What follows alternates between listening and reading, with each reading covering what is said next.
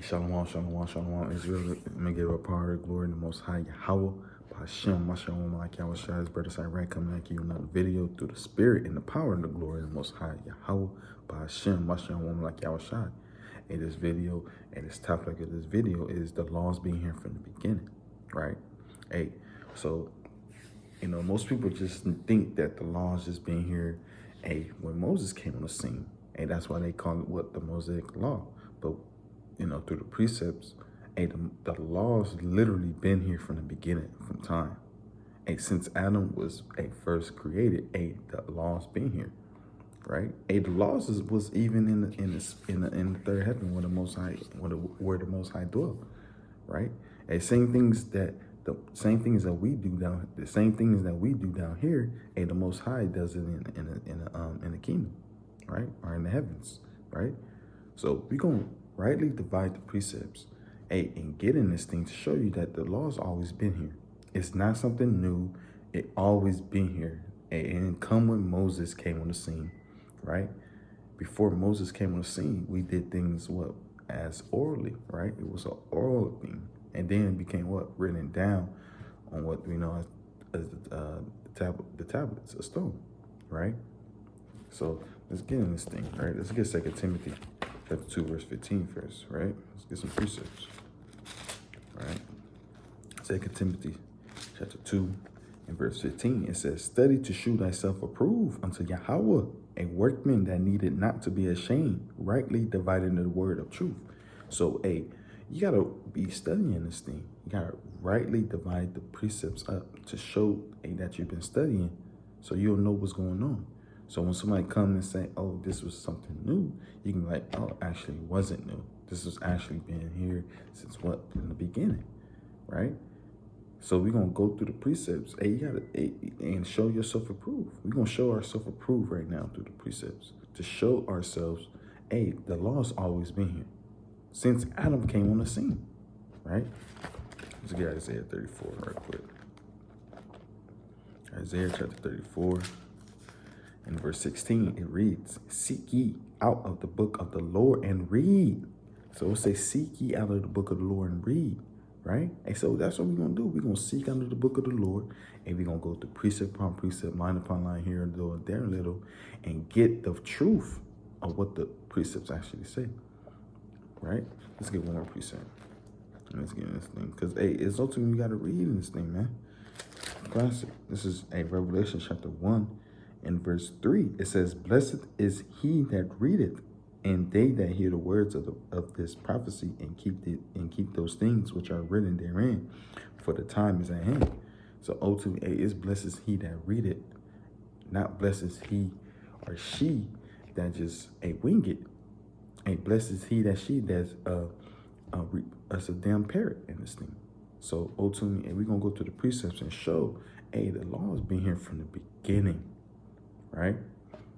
So let's get it. Let's go to the guy start at the beginning, because the law's been here from the beginning, right? This is Genesis chapter 2, in the verse 7, and it reads, "And Yahweh formed man of the dust of the ground, and breathed into his nostril the breath of life, and man became a living soul." So, literally, Adam, the chosen Adam, was literally the man that he chosen and breathed life into him, right? But what is this life? This life is just a spirit, and then he waking up. Now he walking around. No, this breath of life is very specific and particular, right? So let's get it. Let's hook that real quick, right? All right, let's get 2 Esdras. All right, 2 Esdras, chapter 3, and verse 5, and it reads, "And gave us a body unto Adam, the chosen Adam, without soul, which was the workmanship of thy hands, and didst breathe into him the breath of life, and he was made living before thee." So the same thing that was in Genesis chapter 2, and the same account in 2 Esdras chapter 3, right? And continue on to verse 7, jump down to 7, it says, "And unto him Thou gavest commandment to love thy way. So he literally had the commandments. Had the commandments from the beginning, right? It says, which he transgressed, and immediately thou appointest death in him, and in the generations of whom came nations, tribes, people, kindreds, out of number. So we know, we all know, the wages of sin is death.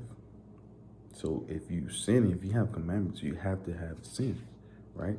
Because that's how that's how you know what a sin is. Because let's get it. All right, let's get this real quick. Let's make it plain. Get it, 1 John.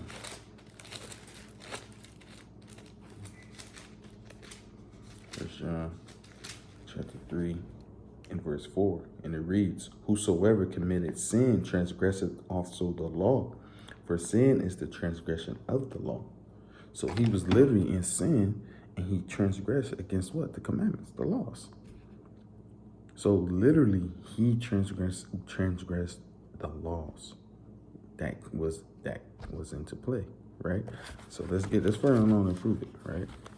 This is Sirach 19:19, right? This is Sirach chapter 19 and verse 19, and it reads, the knowledge of the commandments of the Lord is the doctrine of life. So the knowledge of the commandments is the doctrine of life. So you have knowledge of the commandments, and you're doing the commandments and the laws, and you have life in this thing. You're not really living until you're doing the commandments, right? So that's further along expanding to show you that, hey, so like Adam had the commandments from the beginning. That breath of life, when you read in Genesis chapter 2, verse 7, is the commandments. It's not just a soul, right? He didn't have soul until he had the commandments, right? It's further along to believe that, continue on improving it through the Spirit, right? You know, classic precept. Ezekiel 37, right? You know, a lot of people like this, you know, like Ezekiel 37, right? Ezekiel 37 in verse 4, get to the point. It says, again, he said unto me, prophesy unto these bones. So if you're prophesying, you're speaking, right? Prophesy unto these bones and say unto them, O ye dry bones, hear the word of the Lord. What is the word of the Lord? The commandments. The Bible. It's the commandments. That's plain, right? It says, thus said Yahweh unto these bones, behold, I will cause breath to enter into your light, into you, and ye shall live. So, the Most High, he said, you're going to breathe into your life, and you're going to live. So you live, what? When you have the commandments, right? And that's plain, right? So this is further along explaining it. There's more precepts on it to show you. Right. Show that the Most High just not winging it. You know, it's all about reading and understanding, right? This is Baruch chapter 4, verse 1. It reads, this is the book of the commandments of Yahweh, and the law that endureth forever. All that keep it shall come to life, but such as leave it shall die. Just like it happened. Adam had the commandments. He was living. As soon as he transgressed, he brought death into the world. Very plain, right? So Adam had the commandments from the beginning of time, right? So does it just stop there? No, let's keep going. Let's show that more commandments being here from the beginning, right? Let's go back to Genesis. Genesis chapter 3. Chapter 3 and verse 21, right? So we know that Adam and Eve went off, ate the fruit, the fruit from the tree that they shouldn't have ate. Once that's further along. I think we got videos on that. as well what that fruit was actually going into, going into the different philosophies and the different doctrine of what the other nations, right? But so further along, when you go into what we're about to read, right?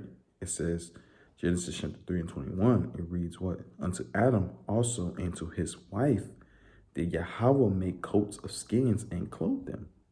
So what is the significance of this precept? Why did the Most High clothe them? Because what? They was in what? In sin.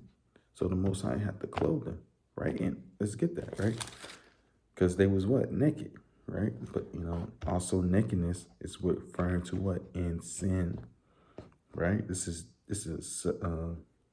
Genesis chapter 3 and verse 7. Let's get to the point. It says, and the eyes of them both were open, and they knew that they were naked, and they sewed fig leaves together and made themselves aprons, right? So they knew they was naked. They knew that they were in sin because they didn't have the knowledge of what evil, which is sin. They only had the knowledge of what the Most High gave them, right? But they had the knowledge of what good and evil at this time. So what happened? Now they knew they was in sin, right? So further on, this proof that sin is actually going to, what nakedness is actually going to sin, right? Let's get Job. Let's get Job chapter 26 and verse 5 or 7. Let's get verse 6. Salakia. This is Job chapter 26 and verse 6. And it reads, hell is naked before him, and destruction hath no covering. So hell is what is naked before him. I mean, hell, death and hell is synonymous, right? Or hell or the grave, right? It says hell is naked before him, and destruction have no covering. So it has no covering. Being destroyed has no covering in this thing. You're gonna be naked, right? So if you're in nakedness, that mean you in hell. That mean you in sin, and you have no covering in this thing, right? So now you left out the cold. Now you subject to what? Vanity and sin, right? Let's get Lamentations. So Lamentations chapter 1. Lamentations chapter 1. Right. And it reads, this is Lamentations 1 and 8. It reads, Jerusalem have grievously sinned, therefore she is removed. All that honor her despised her, because they have seen her nakedness. Yeah, she sighed and turned backward. She was in Jerusalem, which is what? Israel, sin. What? Now they were in nakedness. So if you have no covering of the Lord, that means you nakedness. That means you are in sin again, right? So that's further along explaining that as well. Let's get some more precepts on that, right? This is a 2 Corinthians chapter 5, and I'm going to start at verse 1, and it reads, for we know that if our earthly house of this tabernacle were dissolved, we have a building of Yahweh and house not made with hands, eternal in the heavens. For in this we groan, earnestly desiring to be clothed upon with our house, which is from heaven. So we desire to be clothed with the house that's in heaven. Not going off, not subject to what? Sin, right? And being immortal in this thing. Verse 4, it says, for we that are in this tabernacle do groan, being burdened, not for that we would be unclothed, but clothed upon, that mortality might be swallowed up of life. So it having that duality of a being not clothed and unclothed, right? Being clothed is having being righteous and having that immortal body, and being unclothed is being mortal in this thing, right? Meaning you subject to death, or you could die. I should say that you could die, which means you're in sin, that sin is always behind you in this thing, right? If you're going off and you in sin, if you sin, that means what? You're mortal. But if you don't sin and you receive that clothed, which is in heaven, was it like it's going to in heaven, that means you be immortal in this thing, right? So let's get Revelations chapter 16, 15, right? This is going to do that. You're showing both. This is Revelation 16 and verse 15. It reads, "Behold, I come as a thief. Blessed is he that watcheth and keepeth his garment." And so you got to keep your garment, man. So if you're keeping your garment, that means you're not going to be in sin, right? It says, "Lest he walk naked and they see his shame." Hey, so you don't want to be walking naked in this thing. You want to make sure you have your garment always on. You want to not have your garment on. You want to have your garment on 24 hours of the day, 7 days of the week, right? And you want to go to sleep in your garment. It's not a literal garment. This is not a literal garment. It's more spiritually, right? So you're going into that time of showing you that what nakedness is, and if you clothe with the garment on, or you not, right? Let's get one precept one. That went into both, but let's get another precept one. Let's get Job chapter 29, right? Job chapter 29 and verse 14, right? This is Job 29:14. It reads, "I put on righteousness, and it clothed me. My judgment was a robe and a diadem." So it says righteousness clothed me. So righteousness, and you can't really put on righteousness, right? Only way you put on righteousness is what? Is if you actually doing the works of a righteous person. It's all figuratively. You put on righteousness. That means you doing righteous deeds. That's you doing righteous works, right? So that's showing us right there what? That's the first sacrifice. The Most High literally put a sacrifice, and put us back that covering on. Because the only way you get out of sacrifice is what? Only way you be atoning for what? Sin is for what? Sacrifice. Right? So that right there shows you what? That's the first sacrifice. Sacrifice didn't come later on. Because when you read Genesis, you read all through our forefathers, they were sacrificing the whole time. Literally sacrificing the whole damn time. Abraham was literally finna sacrifice who? His son. And so forth, so forth. It was always what? So-called a type of sacrifice all through Genesis, before Exodus, before Moses came on the scene. But this right here, you could read about what? The first sacrifice. The first sacrifice of the Lord. And there's you can go to other precepts, other laws that was here. We can even go to how the Lord set up the woman. The man over the woman. And that's in the law too, So we're going to keep going, right? We're going to further show that's the law of sacrifice was here before Moses, right? Let's go back to Genesis. Genesis chapter 4, right? In verse 3, and it reads, "And in process of time, it came to pass that Cain brought of the fruit of the ground an offering unto Yahweh." So they bring in offerings. So you offering them, you sacrifice them, right? It says, "And Abel, he also brought of the firstling of his flock and of the fat thereof. And the Lord had respect unto Abel and to his offering. But unto Cain and to his offering he had not respect. And Cain was very wroth, and his countenance fell." So what is this going to, right? And so they brought the firstlings.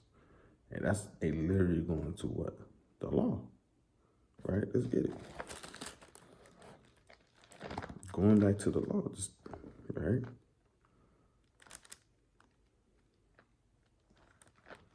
Let's do it real quick.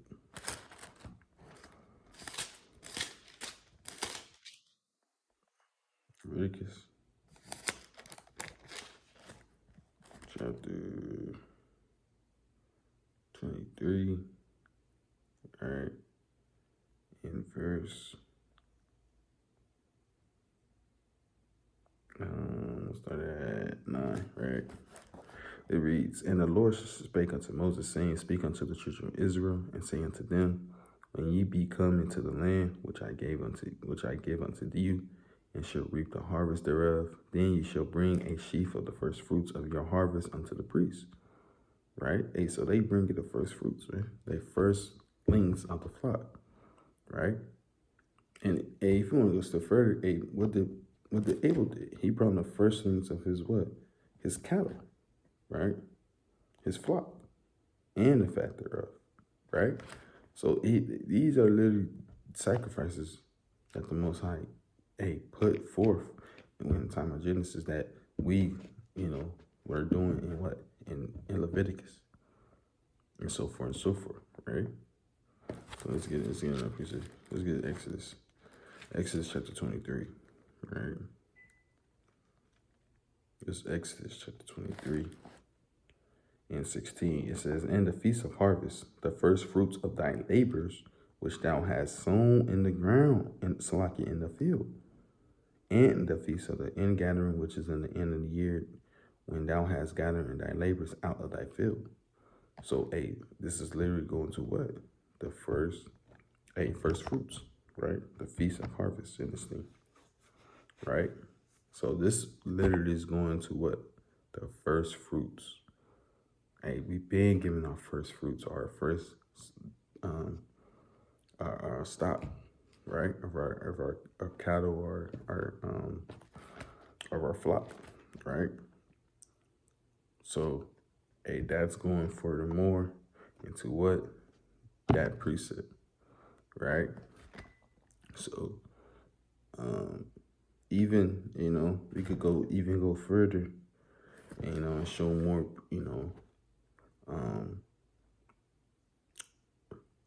I should say I can show furthermore of laws that were in Genesis 4, going into Cain being a vagabond, and fugitive, right? And he was, he was going into what? Slaying, somebody coming to slay him, right? That's even a law what you could get from what? In Leviticus chapter 11. In Numbers 35, right?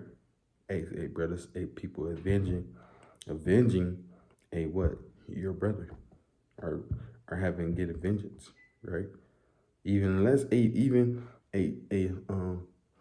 I should say, when Cain even fled to another country, and that's even in the law, right? Seeking asylum, in lack of better terms, through the Spirit. Let me get that real quick in Numbers. All right, Numbers 35. Right, this is Numbers chapter 35. And it says, Speak unto the children of Israel, and say unto them, When ye be came over Jordan into the land of Canaan, then ye shall appoint you cities, to be cities of refuge for you, that the slayer may flee thither, which killeth any person at unawares. Right? So, we know, it was unaware, but we set up cities for that type of thing, right? For refuge, right? Right? Let's go to Genesis chapter 7, verse 8. Genesis chapter 7, verse 8, right? This is Genesis. Now this is the time of Noah, right? This is Genesis chapter 7 and verse 8. And it reads, of clean beasts and of beasts that are not clean, and of fowls and of everything that creepeth upon the earth, right? There went into unto Noah into the ark, and male and female, as Yahweh had commanded Noah. So Noah literally had what? He knew the idea, or he knew of what clean and unclean animals, right? So how did he know that if Moses gave that law? You know, that's another law, right? Let's bring it up. Leviticus 11. Leviticus 11, and let's get 47, I believe. Right, that's Leviticus 11 and 47. Or actually, I'm gonna start at 47. Get to the point. It says to make. This is Leviticus 11:47. It says to make a difference between the unclean and clean, and between the beast that may be eaten and the beast that may not be eaten. And so the Most High already had that in play and in store in the time of Noah. And Noah knew about unclean and clean animals, right? So that law didn't just come out of nowhere. It been here from the beginning. To show it further along, hey, these laws been here from the beginning, right? Let's go back to Genesis chapter 9. Right, let's go to Genesis chapter 9 and verse 21, Salakia. This is Genesis 9 and 21, and it reads, and he drank of the wine and was drunken. I talk about Noah. And he was uncovered within his tent. And Ham, the father of Canaan, saw the nakedness of his father, and told his two brethren without. And Shem and Japheth took a garment and laid it upon both their shoulders, and went backward, and covered the nakedness of their father. And their faces were backward, and they saw not their father's nakedness. So why did they do that? Why they just didn't, hey, let me go in there and put a cover on my dad real quick? No, it's because what? That was a law. There you go, a law, another law again, right? Let's get it. Leviticus, right, chapter 18. Leviticus chapter 18 in verse number, what I want, 7, right? Leviticus 18 and verse 7, and it reads, I'm going to start at 6, right? It says, none of you shall approach to any that is near to kin to him to uncover their nakedness. I am Yahweh. And so you shouldn't approach nobody that's close to kin to you to approach their nakedness, right? Verse 7, it says, the nakedness of thy father or the nakedness of thy mother shalt thou not uncover. She is thy mother. Thou shalt not uncover her nakedness. The nakedness of thy father's, wife, right? But verse 7, it says, the nakedness of thy father or the nakedness of thy mother you should not uncover. And what did Ham do? He uncovered his father's nakedness, right? But what did Shem and Japheth do? And they literally went behind and put a cover on him because they didn't want to uncover their father's nakedness. Guess what? That was a law. That was orally giving these things out over time, man. These laws wasn't just here when Moses was on the scene again. Hey, these laws been here from the beginning, right? So that's another law right there, right? Let's go to Genesis 19. Right? It's Genesis chapter 19 and verse 5, and it reads, and they called unto Lot and said unto him, where are the men which came into thee this night? Bring them out unto us, that we may know them. And Lot went out of the door unto them, and shut the door after him, and said, I pray you, brethren, do not so wickedly. Right? Hey, you say, don't be doing so wickedly, man. What are they trying to do, man? But we know that the story of Sodom and Gomorrah, man. That story of how they was fiending for these men. But we know that's a lascivious act. according to the Most High Yahweh, Hashem Yahushai, right? And let's get it. And that's a law, right? That's a law. Let's get it. Again, we're going back and forth into the law and proving that these laws were here from the beginning, right? So Leviticus chapter 20, verse 13, right? It reads, if a man also lie with mankind as he lied with a woman, both of them have committed an abomination. They shall be surely put to death. Their blood shall be upon them, right? So that's clear. That's clear as day, and that's plain. So the man should not be a trying to do things with a man that men supposed to do with women, right? So that's plain. That's plain as day, So that's another law that the Most High had, or I should say he would have in play and was always against, right? All right, so let's get Genesis chapter 39, Let's get Genesis 39.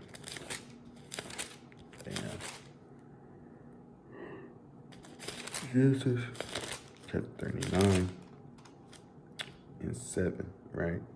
This is Genesis chapter 39, verse 7, and it reads, and it came to pass after these things that his master's wife cast her eyes upon Joseph, and she said, lie with me. But he refused and said unto his master's wife, behold, my master wotted not what is with me in that house, and he have committed all that he had to my hand. There is none greater in this house than I, neither have he kept back anything from me but thee. But because thou art his wife, how then can I do this great wickedness and sin against Yahweh? So Joseph, the mighty Joseph, the interpreter of dreams, he knew that sleeping with this man's wife was a sin. And on top of that, he was talking about an Egyptian man and his wife. So this is not just if that man is an Israelite, then I can't sleep with that man's wife. But if he's not an Israelite, it's free game on her. No. He's literally speaking to a Egyptian woman, talking about her Egyptian's husband, right? He knew not to sin against the Most High, messing with this man's wife. And another thing, this is also a law you could read about, that people say is the Mosaic law, but no, it's really God's law that Moses gave to Israel, which why we call it the Mosaic law, right? Let's get this precept. Back and forth.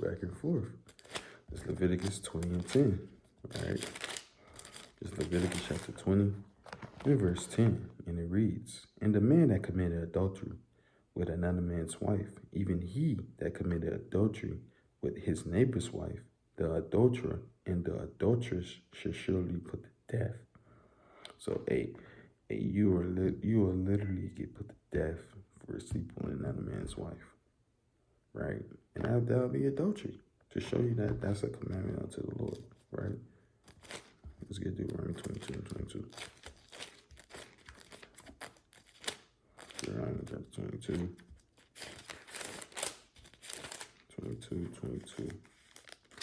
and it reads, if a man be found lying with a woman married to an husband, then they shall both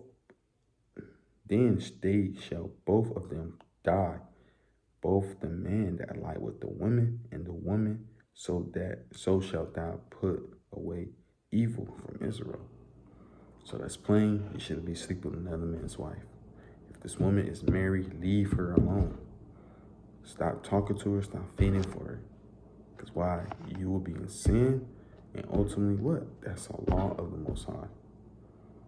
So with that, I want to give all power and glory to the Most High Yahweh, Ba'ashem, Mashem, woman like Yahushai. And hopefully, and Lord willing, this was edifying through the Spirit.